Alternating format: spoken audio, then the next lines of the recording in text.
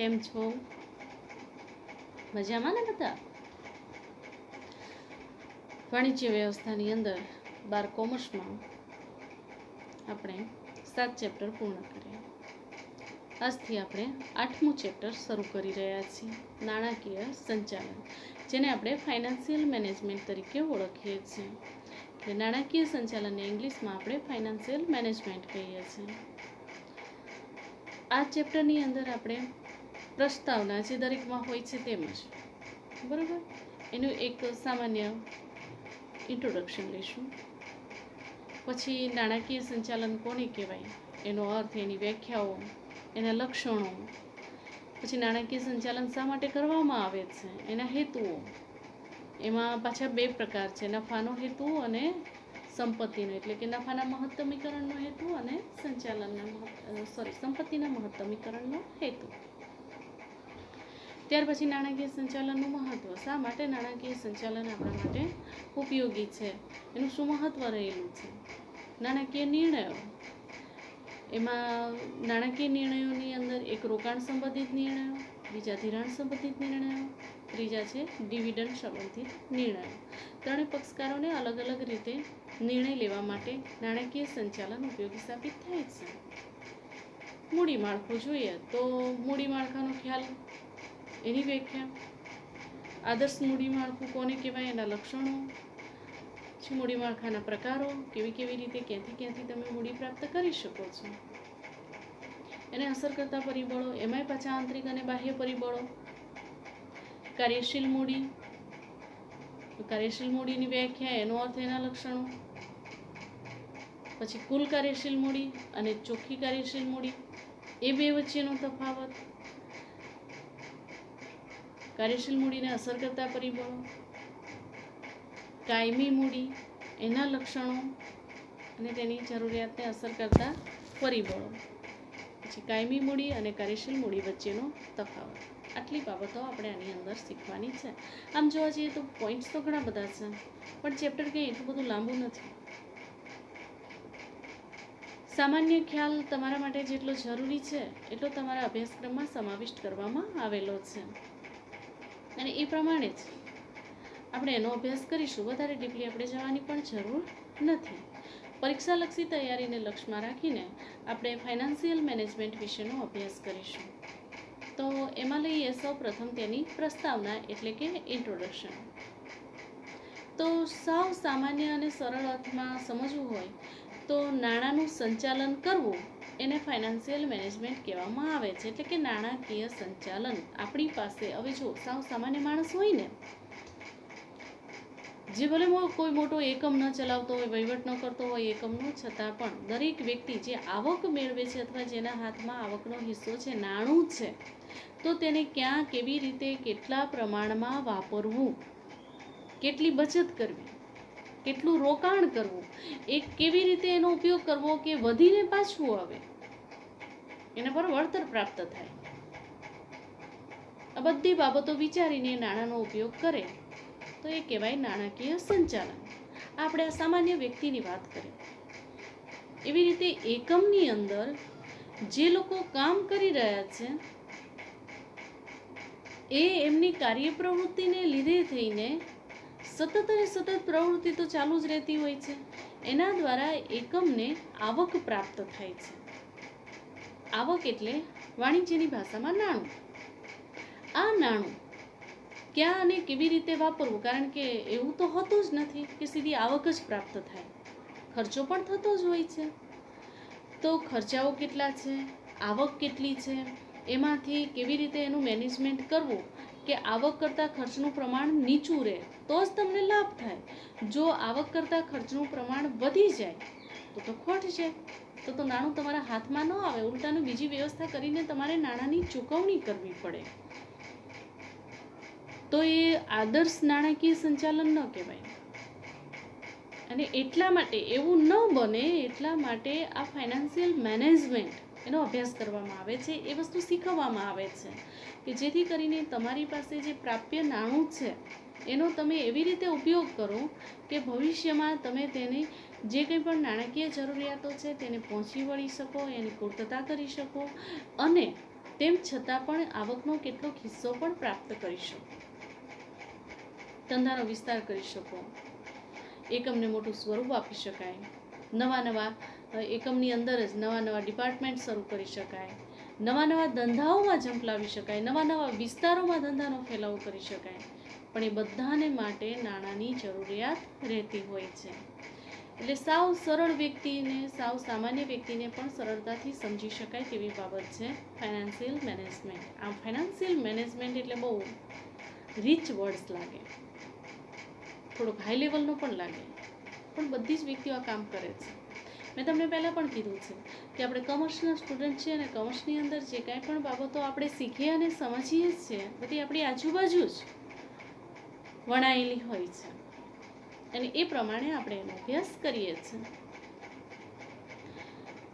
તો સરળ અર્થમાં નાણાંનો વહીવટ કરવો એટલે કે નાણાંનું સંચાલન કરવું એનું નામ નાણાકીય સંચાલન. હવે નાણું એ ધંધામાં રક્ત સમાન છે, અંડરલાઈન કરી રાખજો, વિધાનમાં પૂછાય છે. તો રક્ત એ સજીવોમાં હોય, બરોબર, વનસ્પતિને બાદ કરીને પશુ અને પંખી અને મનુષ્ય બધાને શરીરમાં રક્ત હોય છે. રક્ત એટલે રુધિર, લોહી, જેને આપણે બ્લડ કહીએ છીએ.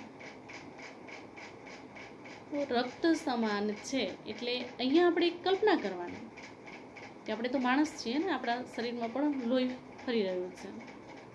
અને તમે તો એ સ્ટેજ પસાર કરીને આવ્યા છો વિજ્ઞાનની અંદર, સાયન્સમાં તમે રુધિરાભિસરણ તંત્ર ભણીને આવ્યા છો ને, કેટલી રક્તવાહિનીઓ છે, શું નામ છે, એક મનુષ્યના શરીરમાં કેટલી રક્તવાહિની હોય છે, અથવા એ બધીને ભેગી કરીએ તો કેટલી લાંબી થાય, વગેરે વગેરે. આ બધું આપણા શરીર વિશેની માહિતી આપણે મેળવીને આવ્યા છીએ. તો ત્યારે રુધિરાભિસરણ તંત્રનું મહત્વ પણ આપણે સમજ્યા છીએ. શરીરમાં લોહી ન હોય તો શું થાય? પૂરતા પ્રમાણમાં લોહી છે પણ પૂરતા પ્રમાણમાં ન હોય તો શરીર પૂરી કાર્યક્ષમતાથી કાર્ય કરી શકે? ન કરી શકે. તો શું કરવું પડે? ઉપરથી બીજું રક્ત ચડાવવું પડે. એટલે ધંધાનું પણ એવું જ છે, પૂરતા પ્રમાણમાં નાણું ન હોય અને ખર્ચાઓ તો અવિરતપણે ચાલુ જ છે, તો ઉપરથી બીજા નાણાં ધંધામાં નાખવા પડે. એટલે શરીરને સતત ચાલુ રાખવા માટે, પ્રવૃત્તિશીલ રાખવા માટે, એટલે જીવંત રાખવા માટે જેમ શરીરના એક પાર્ટની અંદર લોહીનું ફરવું જરૂરી છે, એટલું જ ધંધામાં એક ડિપાર્ટમેન્ટની અંદર નાણું જરૂરી છે, એક પ્રવૃત્તિની અંદર નાણું જરૂરી છે. રક્ત વિનાના શરીરની આપણે કલ્પના કરી શકતા નથી, નકામું થઈ જાય છે ને. તેવી જ રીતે નાણાં વિનાના એકમની પણ કલ્પના કરી શકાય નહીં. એટલે જેમ મનુષ્ય શરીરમાં રક્તનું જેટલું મહત્વ રહેલું છે તેટલું જ મહત્વ ધંધાકીય એકમોની અંદર નાણાંનું રહેલું છે. અને એટલા માટે ધંધામાં નાણું એ રક્ત સમાન ગણવામાં આવે છે, અથવા રક્ત સમાન છે તેમ કહેવામાં આવે છે. રુધિરાભિસરણ વગર જીવનની કલ્પના પણ ન કરી શકીએ, બરોબર. માનવ જીવનનું અસ્તિત્વ જ શક્ય નથી, આપણે જીવી જ ન શકીએ. શરીરમાં લોહીની ખામી હોય, લોહી ઉડી જાય તો તરત બીજું લોહી ઉપરથી ચડાવવું પડે છે, શરીર પૂરી કાર્યક્ષમતાથી કામ નથી કરી શકતું, અને એવું ને એવું જો થોડોક સમય વધારે ચાલે તો આ નાશવંત શરીરનો અંત આવે છે. એટલે રુધિરાભિસરણ વગર જેમ માનવ જીવનનું અસ્તિત્વ નથી, તેવી જ રીતે ધંધાની અંદર નાણાં વગર ધંધો શરૂ રહી શકતો નથી, શક્ય જ નથી. દરેક ધંધા માટે નાણું એ પાયાની ઈંટ છે, ત્યાં અંડરલાઈન કરો, પાયાની ઈંટ, બરોબર. કોઈ પણ ઇમારત ચણાતી હોય ત્યારે સૌથી નીચે પાયો બનાવવામાં આવે, એના પર એવડી મોટી ઇમારત અડીખમ ઊભી રહી શકે છે. પણ નીચેથી પાયાની ઈંટો હટાવી લેવામાં આવે તો પાયો સીધો આપણે ખસેડી લઈએ તો ઇમારત ઊભી રહી શકે ખરી? કડડભૂસ કરીને તૂટી જાય. એટલે જેમ ઇમારતમાં પાયાની ઈંટનું મહત્વ રહેલું છે ને, એટલું જ મહત્વ ધંધાકીય એકમની અંદર ઈંટનું રહેલું છે. એના વગર કોઈ શક્યતા જ નથી, શક્ય જ નથી કે પાયા વગર આખી ઇમારત હવામાં જ ઊભી રહી શકે. એવી જ રીતે માનવ શરીરની અંદર લોહી વગર જીવન શક્ય નથી. એમ જ ધંધામાં નાણાં વગર ધંધો શક્ય બની શકતો નથી. એકમ ચાલી શકતું નથી, એની પ્રવૃત્તિ જ ન ચાલી શકે. ડગલે ને પગલે નાણાંની જરૂરિયાત ઊભી થતી હોય છે. અને એટલા માટે વાસ્તવમાં નાણું એ એવી ધરી છે કે જેની આસપાસ એકમની પ્રવૃત્તિઓ ફરે છે. બરોબર. હવે આ પણ આપણે વિજ્ઞાનમાં ભણી ગયા છે. ધરી એટલે બોર્ડર, ગોળ રાઉન્ડ જે બોર્ડર હોય એને આપણે ધરી કહીએ છીએ. એ એનું કેન્દ્ર બિંદુ છે અને એ કેન્દ્ર બિંદુની આસપાસ એની ગોળ ફરતા ચક્રાકારે બધી જ પ્રવૃત્તિઓ સતત અને સતત ચાલુ રહી શકે છે. જો નાણું ન હોય તો આ બધી પ્રવૃત્તિઓ ગતિમાન થઈ શકતી નથી. એટલે નાણાકીય સાધનોનું આયોજન, એના પર કેવી રીતે અંકુશ રાખવો. જેમ નાણું મહત્વનું છે એટલે એને વેડફી પણ ન શકાય ને. વધારે નાણું હોય તો એને વધુ સારો ઉપયોગ કરવાનો, જેથી કરીને નાણું વપરાયા વિનાનું ફાજલ પણ ન પડ્યું રહે અને જે છે તે વધુ સારી રીતે કાર્ય આપે. બીજું કે બિનજરૂરી ખર્ચ પણ ન થવો જોઈએ. જ્યાં જરૂરી છે ત્યાં પૂરતા પ્રમાણમાં નાણું આપણી પાસે ઉપસ્થિત પણ હોવું જોઈએ. અને બીજું, જ્યાં નથી જરૂર ત્યાં તેવા ખર્ચાઓ પણ ન થવા જોઈએ. એટલે અંકુશ પણ એટલો જરૂરી છે. એટલે નાણાકીય સાધનોનું આયોજન અને અંકુશ સાથે સંબંધ રહેલો છે. આપણી પાસે જે નાણું છે એનું આખું પ્લાનિંગ કરવામાં આવે છે. આટલા રૂપિયા છે, એમાંથી ક્યાં કેવી રીતે કેમ આપણે નાણાંનો વપરાશ કરીશું કે આટલા નાણાં આપણને પર્યાપ્ત થઈ રહેશે. વધારાના નાણાં આપણે બીજેથી વ્યવસ્થા નહીં કરવી પડે. અને બીજું, એ નક્કી કરી નાખ્યું, આયોજન કરી નાખ્યું, પણ એ પ્રમાણે જો નાણાંનો વહીવટ ન થઈ શક્યો તો આયોજન કાગળ પર જ રહી જાય.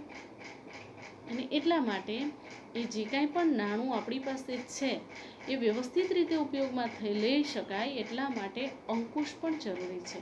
એટલે આયોજન અને અંકુશ બંને બાબતોનો ઉપયોગ કરીને નાણાકીય સંચાલન કરવામાં આવે છે. અને એનો ઉપયોગ કરવાથી આપણને નાણાંનું યોગ્ય વળતર પ્રાપ્ત થઈ શકે છે. એટલે કે આપણને સંતોષ થઈ શકે તેવું વળતર આપણને પ્રાપ્ત થઈ શકે છે. અને નાણાંનું સંતોષકારક વળતર પ્રાપ્ત કરવું હોય તો તેનો ઇષ્ટતમ ઉપયોગ પણ એટલો જ જરૂરી છે. એનો આદર્શ ઉપયોગ થવો જોઈએ, સારામાં સારો ઉપયોગ થવો જોઈએ, તો જ તે સારામાં સારું વળતર આપણને આપે.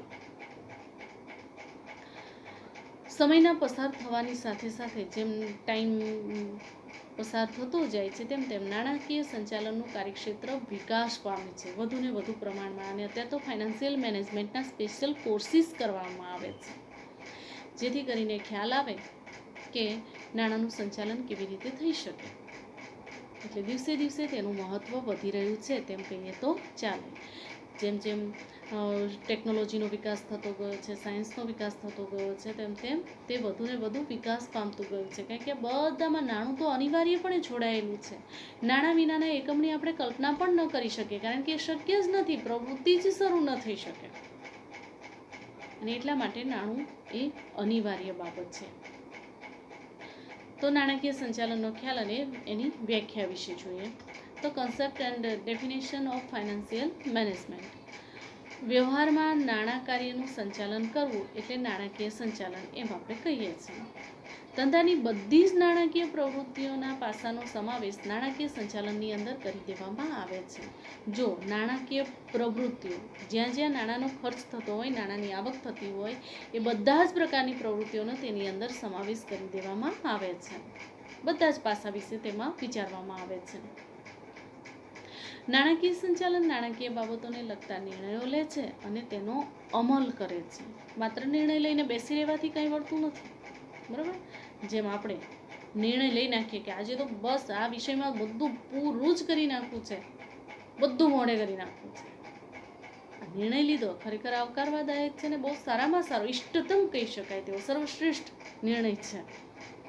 પણ એને અમલમાં ન મૂકીએ તો અમલમાં તો મૂકવો પડે ને, તો તમે નિર્ણય લીધો એ સર્વશ્રેષ્ઠ સાબિત થાય, નહીંતર થઈ શકે નહીં. અને એટલા માટે નાણાકીય બાબતોને લગતા નિર્ણયો એ નાણાકીય સંચાલન જે છે, ફાઇનાન્શિયલ મેનેજમેન્ટ, એ આવા બધા પ્રકારના ડિસિઝન લે છે અને તેને અમલમાં પણ મૂકે છે. હવે એની વ્યાખ્યાઓ જોઈએ. જુદા જુદા વ્યક્તિઓ મારફતે જે સંચાલન શાસ્ત્રીઓ છે એના દ્વારા નાણાં સંચાલનની અલગ અલગ વ્યાખ્યાઓ આપવામાં આવેલી છે. એમાં સૌથી પહેલાં છે FW પાઇસ. તો તેઓ જણાવે છે કે નાણાંના ઉપયોગ પર આધારિત આધુનિક અર્થતંત્રમાં નાણાકીય સંચાલન એટલે, હવે વ્યાખ્યા આપણી હવે શરૂ થઈ. નાણાકીય સંચાલન એટલે જ્યારે જરૂર પડે ત્યારે નાણાં મળી રહે તે પ્રમાણેની વ્યવસ્થા. બરોબર?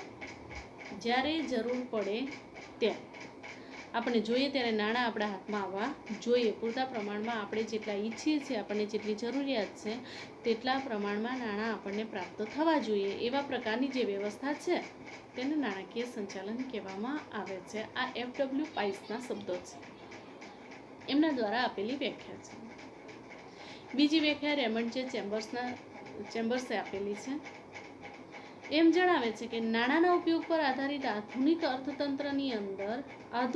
અર્થતંત્રની અંદર જો હું રિપીટ કરું છું, નાણાકીય સંચાલન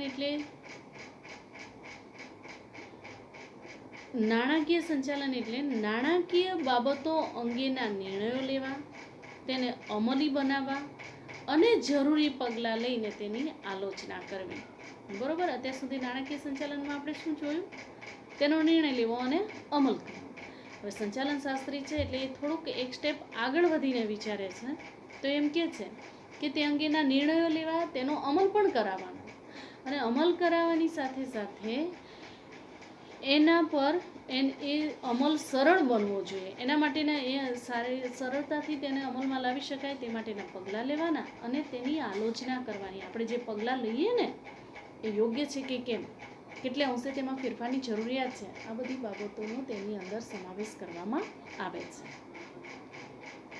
પ્રોફેસર M. કિમ્બાલ એ જણાવે છે કે નાણાકીય સંચાલન એટલે ભંડોળ મેળવવું. આપણી પાસે રૂપિયા આવે એટલે કે એકઠા થાય. એમનામ તો એકઠા થાય નહીં, કે જાદુઈ ચિરાગ તો છે નહીં કે ઘસી અને આપણી પાસે રૂપિયાઓ આવી ગયા. તો નાણું જુદા જુદા સ્ત્રોતમાંથી આવે છે. તો નાણું મેળવવા માટેની આખી જે પ્રક્રિયા છે એને આ પ્રોફેસર M. કિમ્બાલ જે છે એ નાણાકીય સંચાલન તરીકે ઓળખાવે છે. કારણ કે એ જે જુદા જુદા સ્ત્રોત છે ત્યાં ક્યાં કેવી રીતે કેટલા પ્રમાણમાં કયા સ્ત્રોતમાંથી આપણે નાણું મેળવવું એ પણ એક ખાસ દિમાગમાં ગીલે તેવી બાબત છે. બીજું, નાણાં આપણી પાસે આવી ગયા પછી એનો ઇષ્ટતમ ઉપયોગ, સારામાં સારો શ્રેષ્ઠ ઉપયોગ થવો જોઈએ અને નાણું પાછું વપરાયા વિનાનું તો ન જ પડી રહેવું જોઈએ. તો એના માટે નાણાંની પછી યોગ્ય ફાળવણી કરવી. જ્યાં જરૂર હોય તેટલા પ્રમાણમાં. બધી જગ્યાએ નાણાંની જરૂરિયાત તો હોય જ, પણ પહેલી પ્રાયોરિટી કોને આપવી અથવા કેટલા પ્રમાણમાં કેટલું નાણું આપવું. બધું નાણું એક જ ડિપાર્ટમેન્ટને આપી દેવામાં આવે અને બાકીનો ડિપાર્ટમેન્ટ કોરો રહી જાય અને બિલકુલ એની પ્રવૃત્તિઓ ચલાવવાના વાંધા પડી જાય તો એ નાણાકીય સંચાલન યોગ્ય ન કહેવાય. અને એટલા માટે નાણાકીય ભંડોળ મેળવવું, તેનો ઇષ્ટતમ ઉપયોગ કરવો અને તેની યોગ્ય ફાળવણી કરવી તેને નાણાકીય સંચાલન તરીકે ઓળખાવે છે. તો આ પ્રોફેસર M. કિમ્બાલના શબ્દો છે. તો આ વ્યાખ્યાઓ પરથી એ સ્પષ્ટ થાય છે કે નાણાકીય સંચાલનનું ક્ષેત્ર એટલું બધું વિશાળ છે કે જેમાં ધંધાની શરૂઆતથી જ ધંધો સ્થાપીએ ત્યારથી લઈને ધંધાનું વિસ્તરણ કરીએ, એનો વિકાસ કરીએ અને છેલ્લે અંતમાં ધંધો બંધ કરીએ, એનો અંત આવે ત્યાં સુધીના બધા જ નિર્ણયો એ નાણાકીય નિર્ણયોની અંદર આવરી લેવામાં આવે છે. નાણાકીય સંચાલનની અંદર તેનો સમાવેશ કરવામાં આવે છે. તો અલગ અલગ આપવામાં આવેલી વ્યાખ્યાઓ, જુદા જુદા સંચાલન શાસ્ત્રીઓએ રજૂ કરેલા પોતાના મત, એ બધાના આધારે આપણે સર્વસામાન્ય લાક્ષણિકતાઓ તારવી શકીએ. તો નાણાકીય સંચાલનની લાક્ષણિકતાઓ અથવા તો કેરેક્ટરાઇઝ ઓફ ફાઇનાન્શિયલ મેનેજમેન્ટ, એના માટેના 8 મુદ્દા આપણને આપેલા છે. જો હવે આ લક્ષણો છે એટલે ઉપર નીચે થાય તો ચાલે, પણ જો તમે એક જ સ્ટેજમાં સૂત્ર બનાવીને યાદ રાખો તો તમને વધારે અનુકૂળ પડે. એ તમારા પર ડિપેન્ડ કરે છે કે તમે તેને કેવી રીતે યાદ રાખો છો. પહેલાં લઈશું સંચાલનની શાખા. નાણાકીય સંચાલન એ સંચાલનની એક શાખા છે, એક બ્રાન્ચ છે જેમાં નાણાંનો ઉપયોગ, તેનો આયોજન અને તેનું અંકુશ એ બધા જ કાર્યોનો સમાવેશ તેની અંદર કરવામાં આવે છે. બરોબર, નાણાં ક્યાંથી મેળવ્યા, કેવી રીતે મેળવ્યા. હવે નાણું આપણી પાસે આવી ગયું તો તેનો ઉપયોગ કેવી રીતે કરવામાં આવે છે, એની ફાળવણી કેવી રીતે કરીએ છીએ, એ માટેનું આયોજન કેવું કર્યું છે, અને આયોજન પ્રમાણે આપણે નાણાકીય સંચાલન થઈ રહ્યું છે કે કેમ, તેની દેખરેખ રાખવી, તેનું સંચાલન કરવું. તો એ સંચાલનની એક શાખા છે તેમ કહેવામાં આવે છે. જેમ ધંધાકીય એકમની પ્રવૃત્તિ માટે આપણે જે સંચાલન કરીએ છીએ, એકમનું જે રીતે સંચાલન કરીએ છીએ, તેવી જ રીતે નાણાંનું પણ સંચાલન કરવામાં આવે છે. હા, સંચાલનની વ્યાખ્યાઓ અલગ અલગ હોય, સંચાલનની પ્રવૃત્તિ પણ બદલાઈ જાય છે, પણ છે તો સંચાલનનો એક હિસ્સો. બીજું છે વિશાળ કાર્યક્ષેત્ર. ત્યારે હાલ જ આપણે વાત કરી કે ટેકનોલોજીમાં વિકાસ થાય છે, સાયન્સમાં આટલો વિકાસ થઈ રહ્યો છે, તો એના આધારે થઈને જુદી જુદી બાબતોમાં પુષ્કળ પ્રમાણમાં એની ક્ષિતિજો વિસ્તરતી જાય છે. પરિણામ સ્વરૂપ તેમાં વધુને વધુ નાણાંની જરૂરિયાત પણ પડતી જાય છે. એટલે તેનું કાર્યક્ષેત્ર વિશાળ છે તેમ કહી શકાય. નાણાકીય સંચાલનનું કાર્યક્ષેત્ર એટલું બધું વિશાળ છે કે જ્યારે નાણાંની જરૂરિયાત અનુસાર તેની પ્રાપ્તિ, એટલે કે નાણાં મેળવવા, બીજું નાણાં મેળવ્યા પછી તેનો મહત્તમ ઉપયોગ, વધુને વધુ પ્રમાણમાં તેનો ઉપયોગ શક્ય બનાવવો, ત્રીજું યોગ્ય જગ્યાએ તેની ફાળવણી કરવી, જ્યાં જરૂરી છે ત્યાં, જેટલા પ્રમાણમાં જરૂરી છે તેટલા પ્રમાણમાં, ને જ્યારે જરૂરી છે ત્યારે નાણું મળી રહેવું જોઈએ, એટલે યોગ્ય ફાળવણી. આ બધાનું આયોજન કરવામાં આવે છે. પછી તેના પર અંકુશ મૂકવામાં આવે છે કે આપણે જે રીતે આયોજન કર્યું તે પ્રમાણે નાણાંનો ઉપયોગ શક્ય બને. ધંધાની શરૂઆતથી લઈને ધંધાનો વિકાસ થાય, તેનું વિસ્તરણ થાય, ત્યારથી લઈને ધંધાનો અંત આવે ત્યાં સુધી નાણાકીય કાર્યોનો તેની અંદર સમાવેશ થાય છે, અને માટે તેનું કાર્યક્ષેત્ર વિશાળ છે તેમ કહેવામાં આવે છે. ત્રીજું છે નાણાકીય નિર્ણયોનો આધાર. તો સંચાલકીય નિર્ણયો માટેનો આધાર નાણાકીય સંચાલન પૂરું પાડે છે. તો એમાં ઉત્પાદન સંચાલન, વેચાણ સંચાલન, સંશોધન અને વિકાસ, એ બધા અંગેના નિર્ણયો લેવા માટે નાણાકીય સંચાલન ઉપર આધાર રહેતો હોય છે. એટલે સંચાલકીય નિર્ણયો લેવા માટે પણ નાણાકીય સંચાલન જરૂરી છે.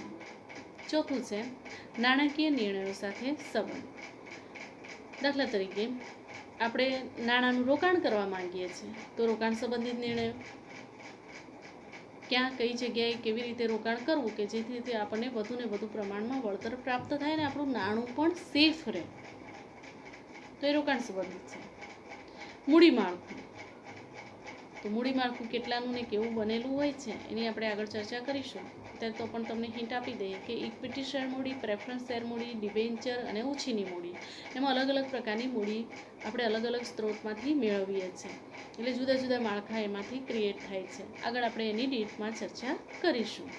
તો મૂડી માળખું કેવી રીતે કેમ રહેશે, અને મૂડી માળખાને આધારે ડિવિડન્ડ નક્કી થાય.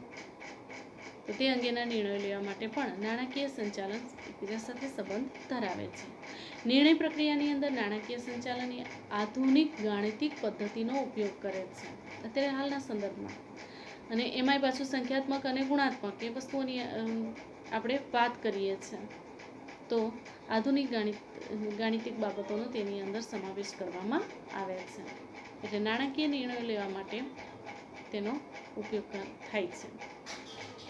પાંચમું છે માલિકના મહત્તમ આર્થિક કલ્યાણનો હેતુ. કોઈ પણ વ્યક્તિ જ્યારે ધંધાકીય એકમની સ્થાપના કરે છે ત્યારે તે પોતાનું અને એકમનું કલ્યાણ તો ઈચ્છે જ છે. કર્મચારીઓના કલ્યાણ માટે તો કોઈ એકમ અસ્તિત્વમાં આવતું નથી. હા, કર્મચારી એમાં જોડાય પછી એના કલ્યાણની આખી રૂપરેખા એકમ તૈયાર કરે છે. તો આવી રીતે માલિકના મહત્તમ આર્થિક કલ્યાણનો હેતુ વધુને વધુ પ્રમાણમાં આવક તેને પ્રાપ્ત થાય એ બાબતને ખાસ લક્ષમાં લેવામાં આવે છે. તો એ એવો અભિગમ અપનાવે છે કે જેથી કરીને નફાનું મહત્તમીકરણ થાય અને સંપત્તિનું મહત્તમીકરણ. નફાનું મહત્તમીકરણ એટલે વધુને વધુ પ્રમાણમાં નફો એકઠો કરવો, એ નફાનું મહત્તમીકરણ. મહત્તમ એટલે વધુને વધુ, કરણ એટલે એ પ્રમાણે કાર્ય કરવું, બરોબર. તો નફાનો વધુને વધુ પ્રમાણમાં નફો કરવાનો, અને સંપત્તિનું એટલે વધુને વધુ પ્રમાણમાં સંપત્તિ એકઠી કરવાની. નફાનું મહત્તમીકરણ હોય ત્યારે થયેલો નફો એ સાચવીને રાખી મૂકવામાં આવે છે અને એકઠો કરવામાં આવે છે.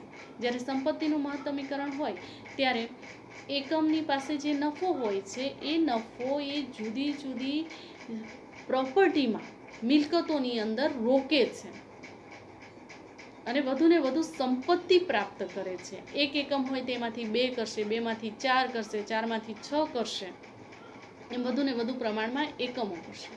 જે એકમ છે એનો વિસ્તાર અને ફેલાવો કરશે એટલે એના માટેનું નવું બિલ્ડિંગ, નવું ફર્નિચર, બરોબર, નવા નવા યંત્રો, આવી રીતે અલગ અલગ પ્રકારની સંપત્તિ વસાવશે.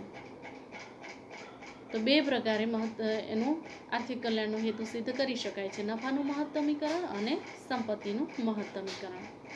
ત્યાર પછી છઠ્ઠું છે ચાવીરૂપ સ્થાન.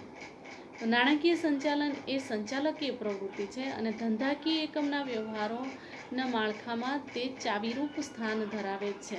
જેમ ચાવી વગર તાળું ન ખુલે ને પછી બીજું કંઈ શક્ય ન બને, તેવી જ રીતે નાણાં વિના એ કંઈ પ્રવૃત્તિ શરૂ જ ન થઈ શકે, એટલે તે ચાવીરૂપ સ્થાન ધરાવે છે તેમ કહેવામાં આવે છે.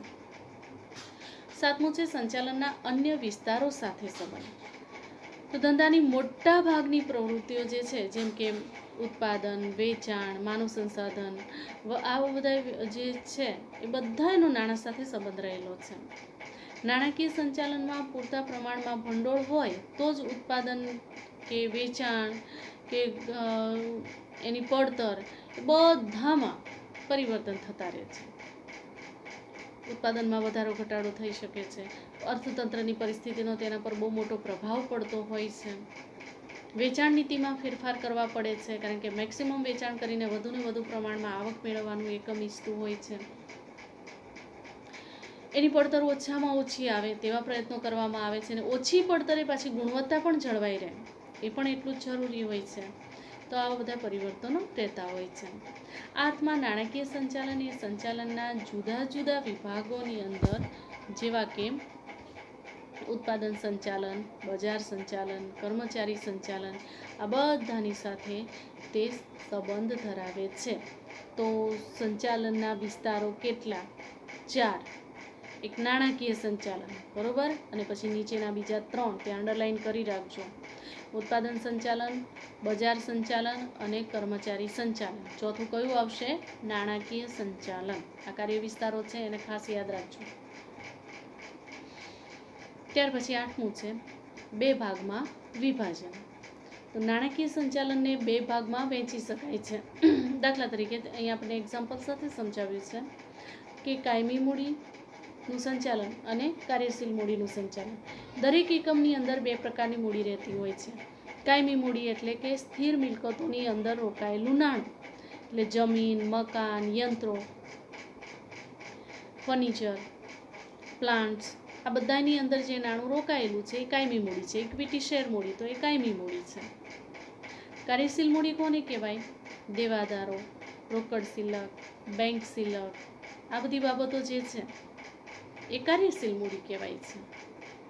તો આમ 2 પ્રકારની મૂડી હોય છે. 2 ભાગમાં એનું નાણાંનું વિભાજન કરી દેવામાં આવતું હોય છે. તો નાણાંનું વિભાજન કેટલી રીતે થઈ શકે, અથવા કઈ રીતે થઈ શકે? તો કેટલી રીતે? તો 2. અને કઈ રીતે? તો કાર્યશીલ મૂડી અને કાયમી મૂડી. તો મૂડીનું 2 રીતે વિભાજન થઈ શકે છે. 2 ભાગમાં તેને વહેંચી શકાય છે. કાયમી મૂડી સંચાલન હોય તો એમાં મેં તમને કીધું તેમજ કાયમી મિલકતો જે છે, મકાન, યંત્રો, જમીન, ફર્નિચર, ફિક્સચર્સ, પ્લાન્ટ, બરોબર, આ બધી વસ્તુઓ તેની અંદર, ટૂંકમાં કાયમી મિલકતોનો તેની અંદર સમાવેશ કરવામાં આવે છે. વિસ્તરણ માટે આયોજનનો સમાવેશ તેની અંદર, આ બધાના વિસ્તરણ માટે તેનો આયોજનની અંદર જ તેનો સમાવેશ કરી દેવામાં આવતો હોય છે. જ્યારે કાર્યશીલ મૂડીનું સંચાલન એ રોજબરોજના ખર્ચા માટે જરૂરી છે, કેમ કે રોજે રોજના ખર્ચાઓ રોજે રોજ પૂર્ણ કરવા જ પડતા હોય છે. કાયમી મિલકત તો એકવાર વસાવી પછી વારંવાર તેને વસાવવાની જરૂરિયાત રહેતી નથી, પણ કાર્યશીલ મૂડી જે છે એ રોજબરોજના ખર્ચાઓની અંદર વહેંચાયેલી હોય છે. રોજે રોજ સમયાંતરે રોજમદારો હોય તો એને રોજે રોજનો પગાર ચૂકવી દેવો પડે, પરચુરણ ખર્ચાઓ રોજે રોજના જે થતા હોય તે આપી દેવા પડે, વેતન માસિક એટલે એને ચૂકવી જ દેવું પડે, બિલિંગ જે હોય, ફોનનું બિલ હોય, લાઇટનું બિલ હોય, નળનું બિલ હોય, જે કાંઈ પણ હોય બધા બિલિંગ જે હોય એ પણ આપણે ટાઈમ ટુ ટાઈમ ભરી દેવા પડે. તે સિવાયનું છે સ્ટોકની અંદર નાણું રોકાયેલું હોય એટલે કાચા માલ સામાન હોય તો એ પણ કાચા માલ સામાનનું સામે આપણે ખરીદી કરીએ છીએ તો કાચા માલ સામાનનું આપણે નાણું ચૂકવવું પડે છે. તો આવી રીતે પુષ્કળ પ્રમાણમાં ખર્ચાઓ થતા હોય છે. એ કાર્યશીલ મૂડી જે આપણી હોય એના રોટેશનમાં આપણે ખર્ચાઓ ચૂકવવાના હોય છે. તો આવી રીતે આ 8 લક્ષણો જે છે એ નાણાકીય સંચાલનના લક્ષણો છે જેના વિશેની આપણે ચર્ચા કરી. તમારે બધાએ આ બરોબર યાદ રાખીને તમારા નોટબુકમાં લખી નાખવાના છે અને મોઢે કરવાના છે.